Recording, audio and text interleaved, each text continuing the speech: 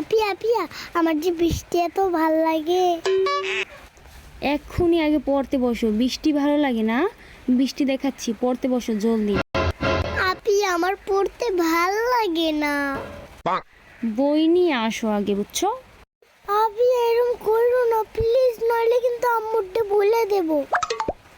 দাঁড়াও, তোমার বলতে হবে না, আমি বলতেছি। আম্মু, এই দেখো তোমার মাইয়া পড়তে বসে না। আম্মু দেখো বৃষ্টি পড়ে। আম্মু প্লিজ, আমি তো সাথে যাবো, শুধু সাথে একটু কারাইয়ে চলে আসবো। আমার তো পড়তে ভালোই লাগে না আম্মু। পড়তে ভাল লাগবে কেমনে? মেয়ের বড় রান্না হান হইছেন?